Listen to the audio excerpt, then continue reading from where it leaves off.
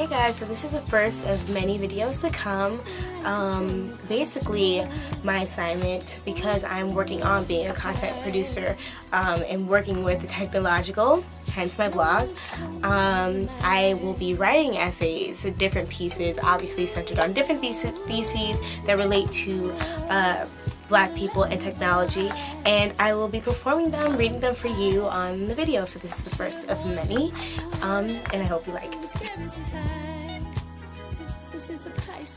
Technology is often presented in a progressive narrative that allows for various connections between human beings internationally as well as domestically. Technologists claim that these tools allow people to tear down barriers of race, gender, and sexuality, but such is not the case. Though there is a split between the physical world and the internet, the physical body and the impressions it faces or upholds cannot be erased. As the essay from the Black Hand Side, Twitter as a Cultural Conversation states, online identity is predicated on performativity. The point of online social networks is the performance of self for the edification of others. The way people perform identity online can and indeed must be marked as cultural. Rock, pages 6 to 7. So if the performative identity of one's online self is steeped in one's cultural identity, the lived experiences of white supremacy affect this persona.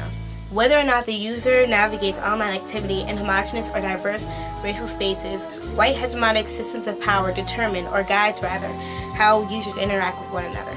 Because race serves as a perpetual backdrop to our lives, the way we navigate social spaces are indirect responses to the racist systems of power in place and often replicates itself in internet spaces. The way we walk, dress, and talk are all affected by race.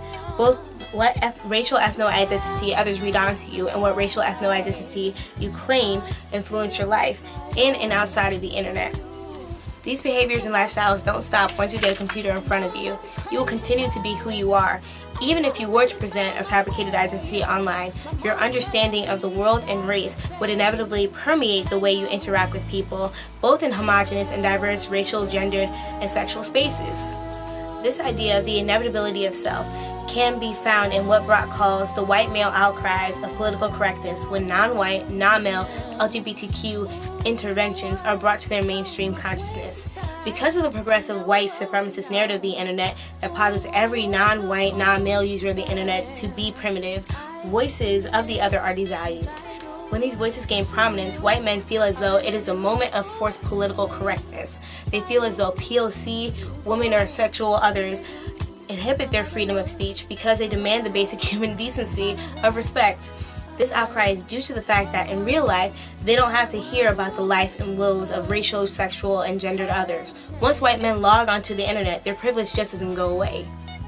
In the same vein, this inevitability of self can also be found in the tendency for Black Twitter users to communicate with one another using AAVE, African American Vernacular English, to create a somewhat homogeneous racial space on the site. Because Black people may have to be surrounded by whiteness in their professional and academic lives, the internet represents a space in which they can surround themselves in Blackness, from the media they consume to the speech they use with other members of the race. In this way, Twitter serves as an outlet for daily frustrations, as well as a space to recharge from the daily performance Black people are forced to enact for white supremacy. Black people can let their hair down, so to speak, and don't have to worry about policing speech, behavior, and appearance. It is in this way that the realities of the body bleed into internet use, and furthermore, how we view diaspora. Because the internet is an international platform, the tendency and temptation to conflate mainstream internet communities with various diasporic communities is great. Specifically in the case of Black Twitter, the word Black denotes a departure from focusing on the singularity of African American life to Black life internationally. However, the narratives of Black Twitter are largely in Black American context. Furthermore, the narrative emphasizes the African American culture, erasing the experiences of non-African American Blacks domestically and abroad.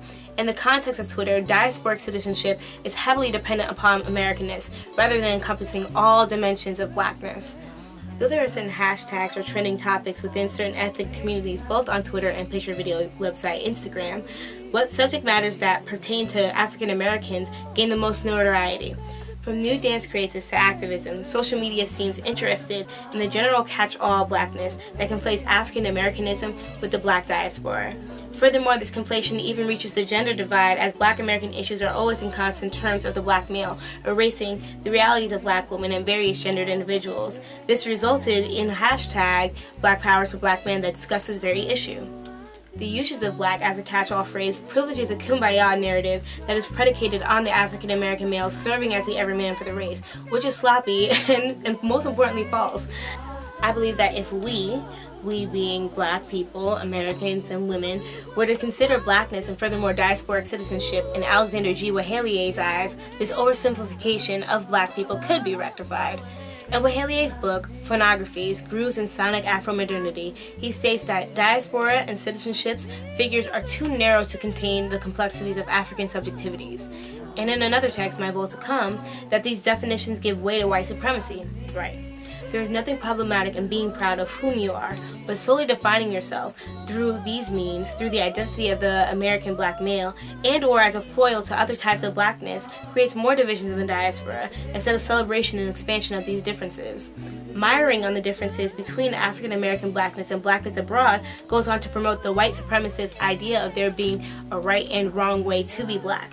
Identifying yourself as solely American in a country that has done everything it could to dehumanize you is damaging. Erasing your womanhood or laying aside your feminism to take up for Blackness is dangerous. As Wahelie says, there are deep complexities in Black life.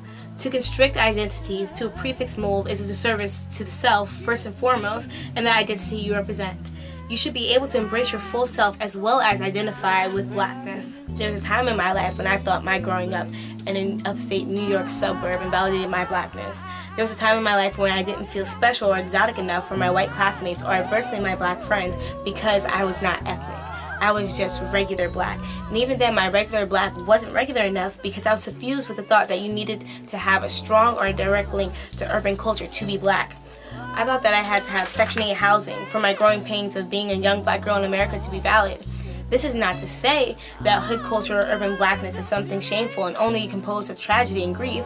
However, with this being the reigning narrative of Blackness in the U.S., and because U.S.-centric Blackness is mainstream, these lived realities become the only narratives out there. Furthermore, the singularity in Black culture finds itself on the internet. Remember that our life experience bleeds into this intangible realm, and it convinces the world and others that this is how we have to be. White supremacy in this way has a firm grip on how we relate to one another on the internet and in real life. The fact that I can only write this essay, or recite this essay, from a U.S.-centric point of view speaks to this larger hegemonic power. As there are many shades of Blackness, there are variant ways of being Black, simply because no two people are the same. We, and this includes myself, have to expand our diasporic citizenship to fit the complexities of the Black existence. Although through this lens, the internet is seemingly a halt to progress in this direction, I believe that placing emphasis on our diasporic differences, our sexual differences, our gender differences, and celebrating them will help ameliorate this ever-present wound in Black consciousness. Thank you.